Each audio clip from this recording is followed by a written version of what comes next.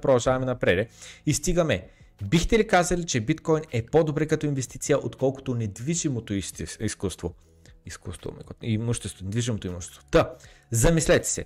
Недвижимото имущество реално изисква работа.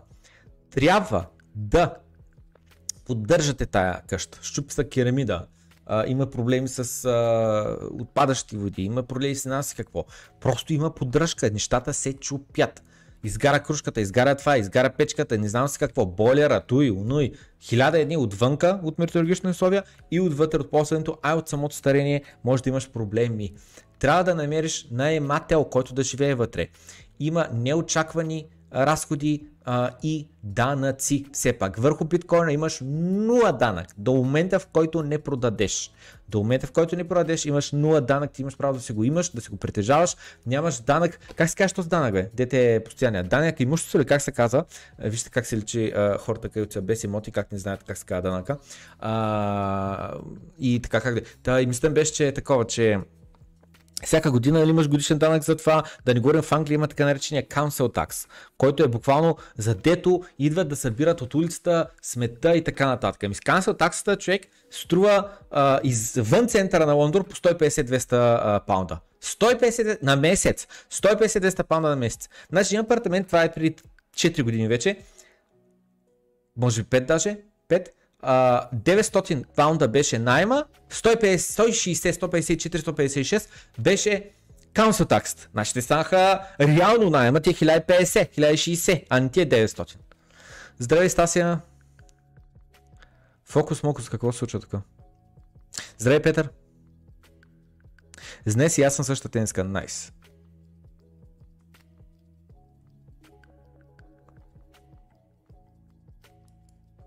Данък сгради и такса смет. Точно. Данък сгради и такса смет. Добре. И този човек казва: не мога все още да си позволя да си купя имот, нали? Защото струва, примерно, човека в София струва от 100 000 евро нагоре. Но мога да си позволя да си купя биткоин, нали? Защото биткоин 55 000 $, ама можеш да купиш 0,1 биткоина за 5 000 $. Може да купиш 0,01 биткоина, които са 1 милион сатошита. 1 милион сатошита. За 500 $. Можеш да купиш 0,001 биткоина, което са колко идва? 100 000 сатошита. За 50 $. И този вика: просто купи 0,0001 части от къща. Просто като да започнеш. Ма не можеш.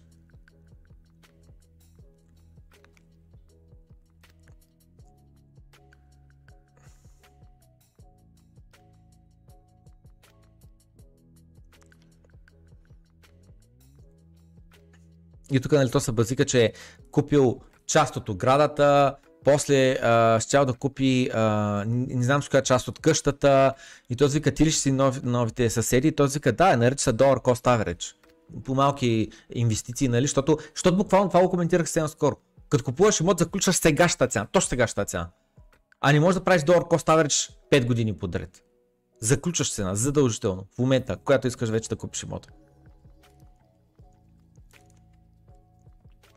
Банката ти дава къща общо взето, така че може да започнеш с една по-висока цена. 5x leverage, нали? Коментирал съм го това, че 20% down payment, като дадеш 20% депозит за един имот, това е 5x leverage. И вика, нали, че риска е, главният риск е, ако паднат рязко цените на имотите, обърне се тренда и тогава вече шорт трябва да селваш. Други неща, които трябва да се има предвид, е interest payment, все пак какви сте точно лихвите и колко ти е това, как се казва, месечната такса. Property taxes, какви сте данъците, maintenance, поправките, opportunity cost of your brain cycles manage the property and tenants. С други думи, че ти постоянно трябва да го мислиш това нещо, че купуваш един имот с 20% депозит, то хубаво, го пускаш там под наем, но постоянно трябва да ги мислиш, че чукундури, аджаба, чупят ли ти в момента имота или не. И другото нещо е, забравя какво беше другото нещо. Ако си загубя ключовете на моя дом, думът ми не изчезва за винаги, нали? Защото ако загубиш ключовете за биткоин портфела, край, губиш си достъпа до биткоина. И този вика: не можеш да живееш в биткоин. Абсолютно така е. Не можеш да го ползваш като инструмент. Вика, не знам защо, но този коментар ме накара да се смея.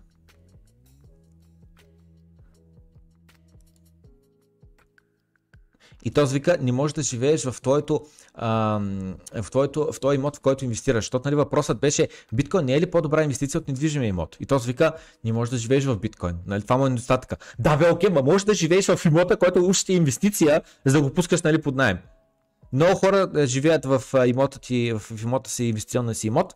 Аз лично планирам да живея, да купя една 3 family house, къща за 3 семейства, и да живея в един от юнитите, в един от апартаментите. С другим, тя е сплитната там на 3 входа и вика да живее в един от тях. И той вика, общо взето, значи, мислиш да си купиш нов дом и 2 investment units и 2 части, които са нали, вече като инвестиция, да ги даваш под найем и така нататък. В смисъл, че това реално купуваш, а не да купуваш 3 юнита family house. Както и да е, продължаваме напред.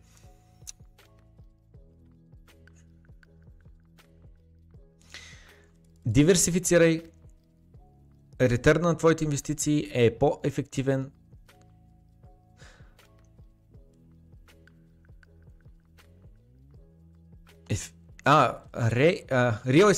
Недвижимото имущество е по-ефективно с леверидж, с другим с заем, отколкото крипто и има големи tax benefits. Тук почва да говоря на тема tax benefits и така нататък. И тук нали този говори за леверидж, други неща, както не искам сега да дълбавам и така нататък. Имал съм наематели около 40 години. Дуплекс. Една къща, която съм отгледал там 30 деца. Биткоин. Никога не ми се обаждал, за да се погрижа за спешен случай. Въобще не ми липсва да се занимавам с главоболието покрай наемодателите. Добре. Ще пусна много набързо една анкета. Ако имате... Как да я пусна анкетата? Тук гледам нещата не са се променили все още. 5 пъти повече жени смятат, че не е окей след първа среща в нас, отколкото смятат, че е окей. Мъжете са все още 2 пъти повече са окей, отколкото не са окей. Чуя се как да го пусна това нещо. Тая анкета. Но идеята е какво смятате, че е по-добре? Биткоин или недвижимо имущество? Ма чуя се как, ако го задам, примерно ако само едното може да избирате или ясно, че има предимства и недостатъци. Нали? Едното е по-малко волатилно, едното може да го използваш като инструмент за себе си, но пък има данъци, но пък има разходи и така нататък. Ясни са още предимства и недостатъците. Аз лично, няма пускам анкета, не съм на мнение, че едното е твърде по-добро от другото. Но смятам, че за малко портфолио крипто е по-добре. За голям портфолио диверсификацията е по-добре.